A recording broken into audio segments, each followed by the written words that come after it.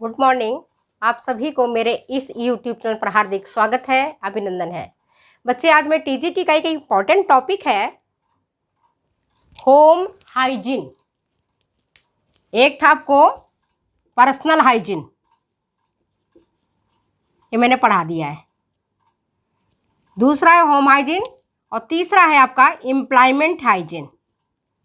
ये आपको कहीं किताबें में नहीं मिलेंगी। कई बार कहते हो ना मैडम ये चीज़ किताबों में नहीं मिलता है, कहाँ से पढ़ें? तो आप ध्यान से मेरी बातों को सुनना, और इससे संबंधित मैं बाद में क्वेश्चंस भी करा दूंगी। तो टुडे जो आज का टॉपिक है हमारा वो है होम हाइजीन। होम मतलब सब समझते हो, घर, और घर का हाइजीन मतलब घर की स्वच्छता, घर की स्वास्थ्य। क्योंकि हम अधिकांश समय जब नौकरी करके आते हैं, घर से बाहर से आते हैं, तो कहाँ बिताते हैं अपना समय? घर में। और जब हमारा घर स्वच्छ रहेगा तो रहने का आनंद भी आएगा। जब हमारा बेडरूम साफ रहेगा, सुथरा रहेगा, देखने में अच्छा रहेगा, तो अच्छी नींद भी आएगी।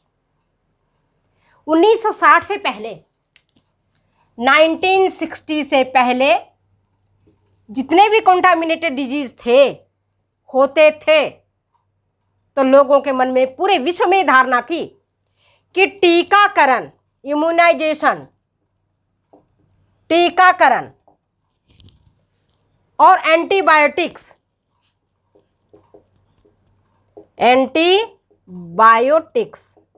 इनके प्रयोग करने से हम कंटामिनेटेड रोगों पर काबू पा सकते हैं, इन्फेक्शियस डिजीज पर काबू पा सकते हैं, संक्रामक रोगों पर काबू पा सकते हैं। लोगों की ऐसी धारणा थी 1960 से पहले तक, या 1960 तक भी। कई प्रकार के कंटामिनेटेड डिजीज है, कुछ का नाम आपको पता होगा, आप अच्छी तरह से जानते हैं। जैसे टीबी है, संक्रामक रोग है, क्षय रोग जिसको कहते हैं। डिप्थेरिया है, संक्रामक रोग है। टिटनस है, संक्रामक रोग है।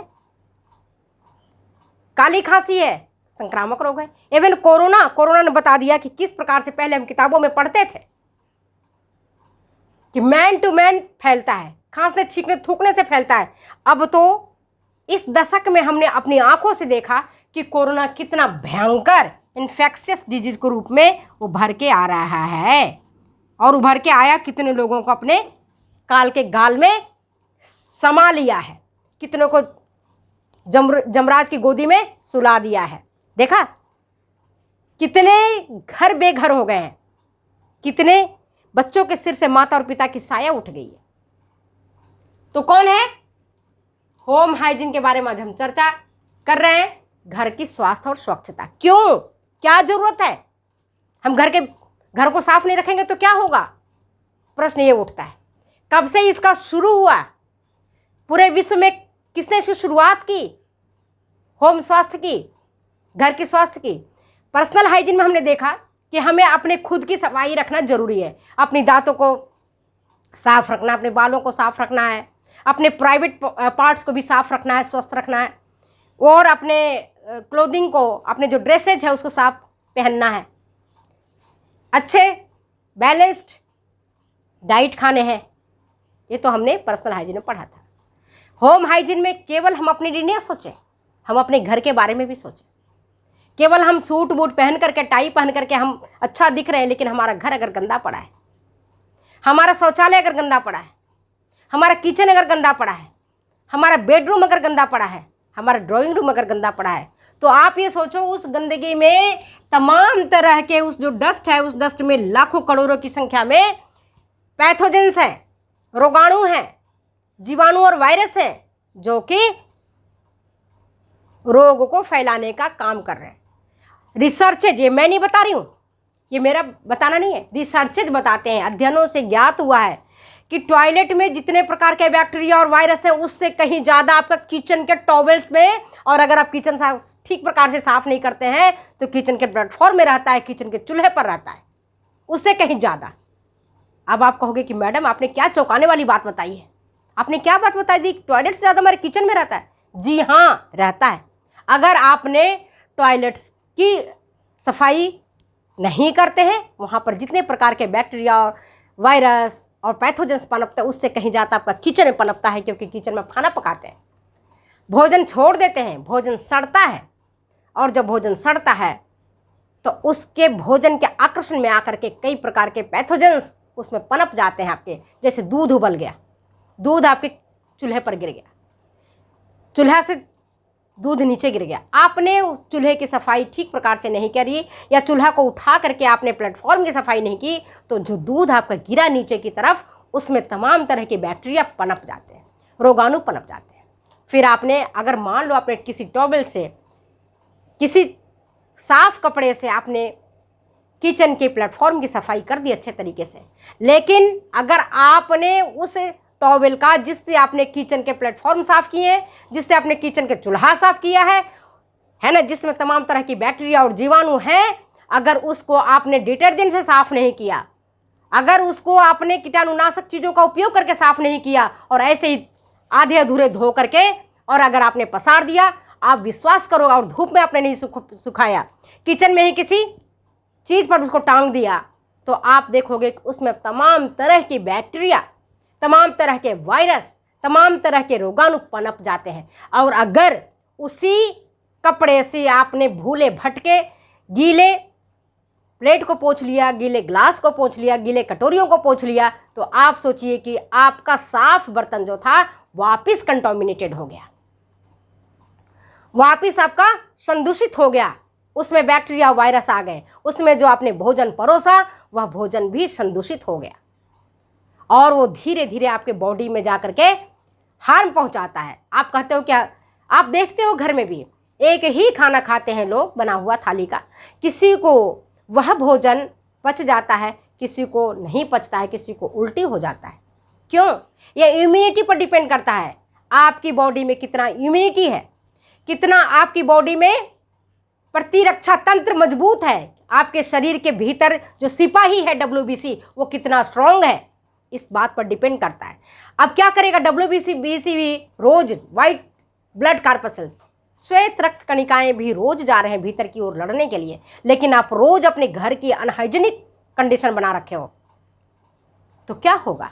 होना यही है, धीरे धीरे धीरे धीरे आपकी प्रतिरक्षा तंत्र कमज़ोर होगा, इम्यूनिटी पावर कमज़ोर हो जाएगा, WBC कोशिकाएं काम करते करते थक जाएंगी, मर जाएंगी, फिर आप कॉन्टामिनेटेड डिजीज से पीड़ित हो जाएंगे।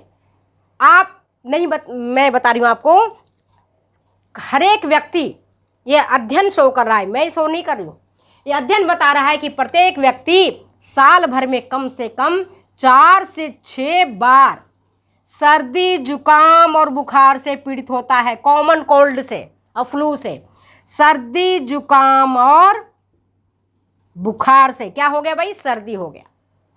और वहीं पर बच्चे 6 से 8 बार तक रेस्पिरेटरी डिजीज से,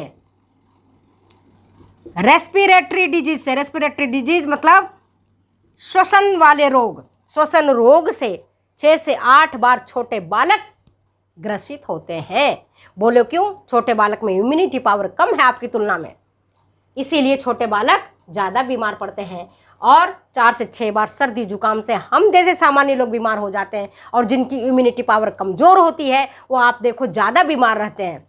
और एक बार अगर सर्दी जुकाम होता है तो आप सोचो 4 से 6 दिन तो आपका चला गया। कॉन्टामिनेटेड क्यों होम हाइजीन जरूरी है?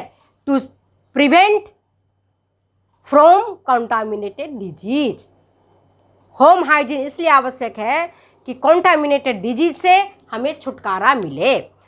कई प्रकार के जो रोग हैं जो एक व्यक्ति से दूसरे व्यक्ति में फैलता है, जो खांसने से, छींकने से, थूकने से फैलता है, डायरेक्ट सेक्सुअल इंटरकोर्स से फैलता है, जैसे एड्स, गोनोरिया, सिफिलिस, ये सारे सेक्सुअल कॉन्टामिनेटेड डिजीज हैं, जो एक व्यक्ति से अगर अधिक व्यक्ति के साथ मोर देन 1 पर्सन, कोई व्यक्ति अगर सेक्सुअल इंटरकोर्स करता है, ठीक है ना, लैंगिक संभोग करता है, तो वह व्यक्ति एड्स से पीड़ित हो सकता है। इसी प्रकार से अभी मैंने जैसे बताया मंकी पॉक्स का आपने नाम सुना, एक नया आया है टोमेटो पॉक्स, जिसमें व्यक्ति के त्वचा पर टमाटर के दाने जैसे लाल लाल, जैसे टमाटर पका हुआ लाल होता है, उसी प्रकार से दाने त्वचा में उभर जाते हैं। कुछ उड़ीसा में भी देखने को मिला, काफ़ी उधर आपके साउथ में काफ़ी देखने को मिल रहा है। टोमेटो डिजीज उसको कहते हैं। मंकी पॉक्स आपने नाम सुना है। इसके पहले कोरोना खूब तबाह किया लोगों को। तो इन चीज़ों से बचने के लिए हमारा होम हाइजीन आवश्यक है। होम हाइजीन में क्या क्या हमें देखना है, इसके अंतर्गत हम देखते हैं। वो ये है, पहला है होम हाइजीन में हमारा क्या साफ होना चाहिए, तो हमारा है किचन, रसोई घर के बर्तन, रसोई घर में परोसने वाले बर्तन जो उपयोग में आते हैं उनकी सफाई होनी चाहिए। हमारे चूल्हे की सफाई होना चाहिए, जिसमें हम खाना पकाते हैं उसकी सफाई होनी चाहिए। और कोशिश ये करें कि रसोई घर में जो बाहर के चप्पल और जूते लेके जाते हैं उसको अवॉइड करें। घर के जूते चप्पल अलग रखें और रसोई घर के जूते चप्पल अलग रखें, जिससे कि बाहर से जो हम जीवाणु विषाणु हमारे घर के अंदर प्रवेश कर रहा है वो प्रवेश नहीं करेगा। अभी मैंने अब आपको बताया कि किचन जो हमारा है महत्वपूर्ण पार्ट है। यहीं से हम अपने घर के लिए, अपने परिवार के लिए, अभी अपने लोगों के लिए यहीं से हम स्वास्थ्य को परोसते हैं। किचन क्या है? स्वास्थ्य का परोसने का जगह है। हाइजीनिक तरीके से अगर हम भोजन को पकाते हैं, हाइजीनिक तरीके से अगर हम भोजन को परोसते हैं और हाइजीनिक तरीके से अगर हम भोजन को ग्रहण करते हैं तो हमारी बॉडी में जाकर के वो जो न्यूट्रिशन है उसका फुल उपयोग हो पाता है। अन्यथा उसके साथ कई सारे पैथोजेंस चले जाते हैं और वो पैथोजेंस जा करके जितना हमारे बॉडी में फ़ायदा पहुंचाना चाहिए उतना फ़ायदा नहीं पहुंचा करके ये नुकसान पहुंचाते हैं। पहले लोग कहते थे, आज भी लोग कहते हैं कि बाहर का भोजन जब हम खाते हैं वो ज़्यादा हानिकारक है। जैसे कचौड़ी, समोसा, पकौड़ी है ना, चाट हम बाहर से खा के जाते हैं, गोलगप्पे बाहर से खा के जाते हैं। ठीक है, वो हानिकारक है। वो कितने बार खाते हो? महीना में 2 बार, 4 बार, 6 बार, 8 बार, सप्ताह में 1 बार, 2 बार। लेकिन घर में तो आप 3 टाइम खाते हैं। तो घर का जो हमारा भोजन है या घर का जो हमारा किचन है, जहाँ से हमको 3 टाइम भोजन मिलता है, सुबह चाय से लेकर के रात के सोने तक का दूध, अगर ये एरिया हमारा साफ नहीं रहेगा, ये एरिया हमारा क्लीन नहीं रहेगा, तो आगे चल करके निश्चित तौर पर हम अपने परिवार के सदस्यों को रोग परोस रहे हैं। क्या परोस रहे हैं? रोग। जो बैक्टीरिया पनपता है वो 5 डिग्री सेंटीग्रेड से लेकर के 60 डिग्री सेंटीग्रेड, ये इसका सूटेबल है। बैक्टीरिया क्या है? सूटेबल टेम्परेचर इसका ये है 5 डिग्री सेंटीग्रेड से लेकर के 60 डिग्री सेंटीग्रेड, 60 डिग्री सेंटीग्रेड। अगर आपने भोजन पकाया, सुबह में आपने चलो कढ़ी बना दी या दाल बनाया या सब्जी बनाई, है ना, तो 1-2 घंटे तो वो गर्म ही रहता है। और जब आप खाना पकाते हैं तो बेस्ट टाइम होता है उसको 6 से 8 या 10 घंटे तक आप उसको यूज कर लें, बेहतर है। लेकिन अगर आप नहीं यूज कर पाती हैं, आप वर्किंग में वुमेन हैं, आप कॉलेज जा रही हैं, स्कूल जा रही हैं, घर का काम कर रही हैं, और अगर आपके घर में फ्रिज की सुविधा है ना, तो आप बचे हुए भोजन को ठंडा होने से पहले ही फ्रिज में डाल दें और उसको 8 से 10 घंटे में आप उसको उपयोग में ले लें। कई परिवारों में क्या होता है, उसको रखते चले जाते हैं बासी भोजन को, फिर बाद में उसका यूज करते हैं। कई लोग भोजन को गर्म करके खाना खाते हैं। मैंने क्या कहा? 5 डिग्री से 60 डिग्री टेम्परेचर इसका सूटेबल होता है। किसके लिए? रोगों से बचाव के लिए, मतलब कि बैक्टीरिया को पनपने के लिए। 5 डिग्री से 60 डिग्री में बैक्टीरिया पनपता है बहुत बुरी तरह से। इसको मैंने बढ़िया टेम्परेचर मिल जाता है।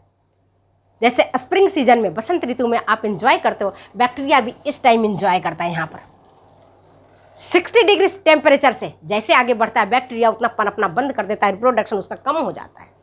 5 डिग्री सेंटीग्रेड से भी कम हो जाता है। तो अगर हम फ्रिज में इसको रख देते हैं भोजन को, तो इसको पनपने के लिए उचित टेम्परेचर नहीं मिलता है, बैक्टीरिया या दूसरे पैथोजेंस नहीं पनप पाते हैं।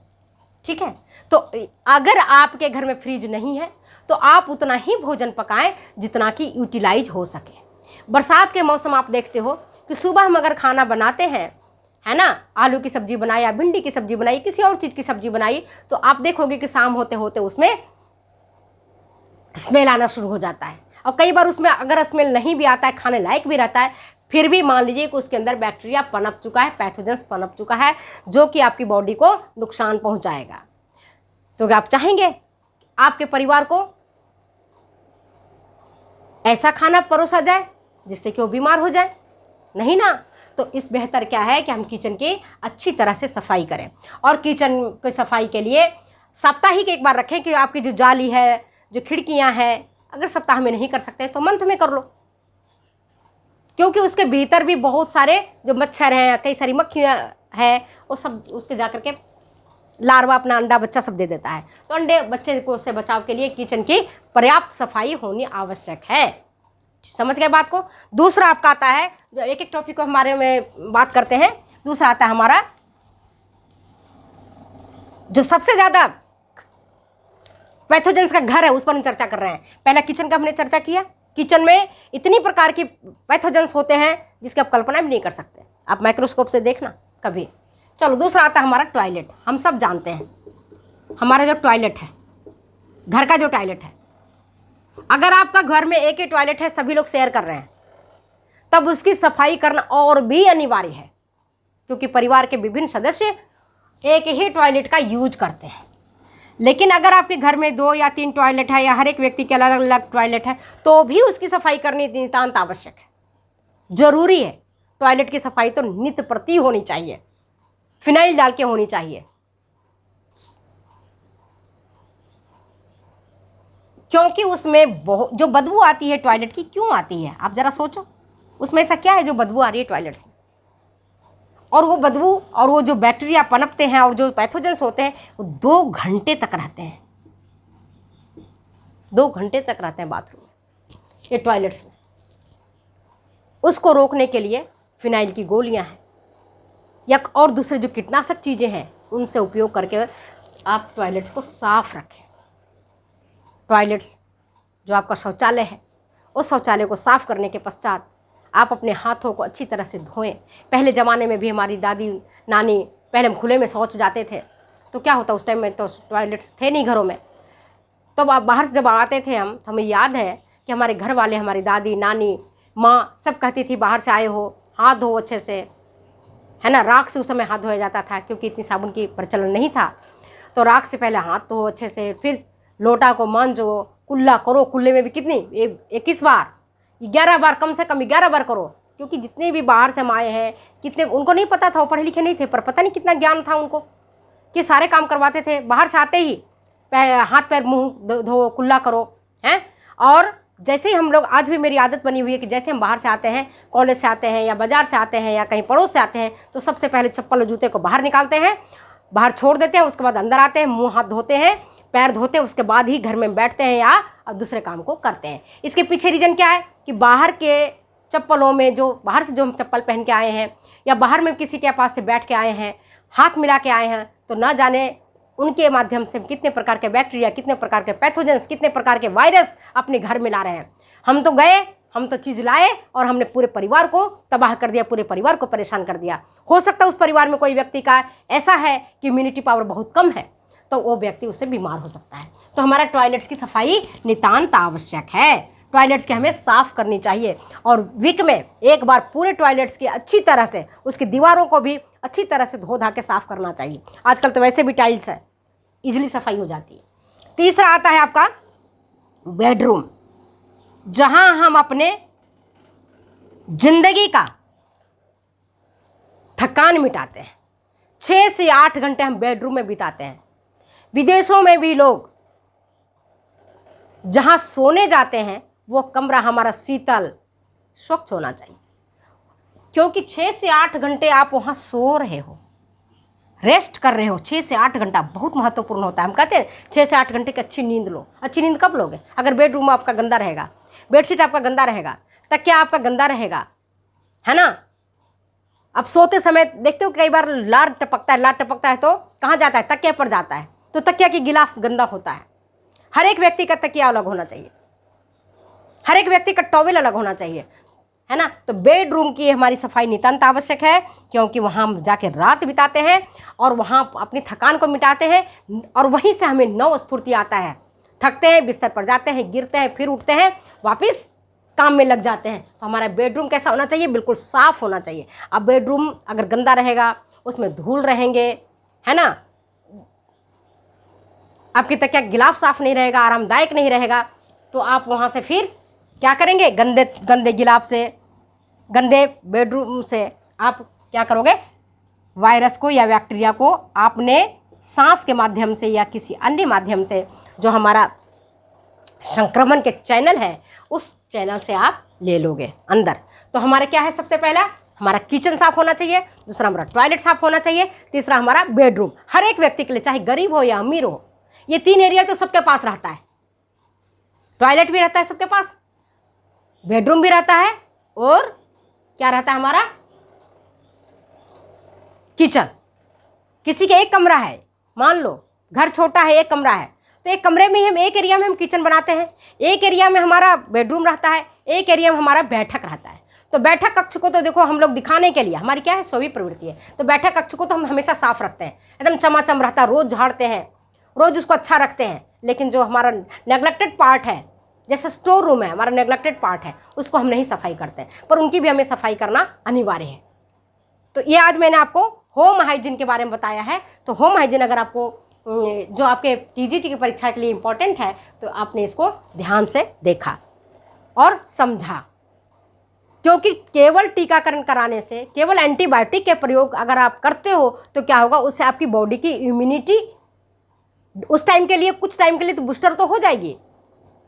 एंटीबायोटिक के निरंतर प्रयोग से, ज़्यादा प्रयोग से आपके इम्यूनिटी पावर का साइड इफेक्ट होगा, इम्यूनिटी पावर कमज़ोर हो जाएगी। तो हम कैसे मेंटेन कर सकते हैं? हम मेंटेन कर सकते हैं होम हाइजीन के माध्यम से। तो चलिए, आज मैंने होम हाइजीन के बारे में डिटेल्स बताया। अगर ये वीडियो आपको अच्छी लगती है तो प्लीज़ शेयर करें, कमेंट करें, सब्सक्राइब करें। फिर मिलते हैं अगले वीडियो में अगले एपिसोड के साथ। तब तक दो जाने की इजाज़त, बाय बाय।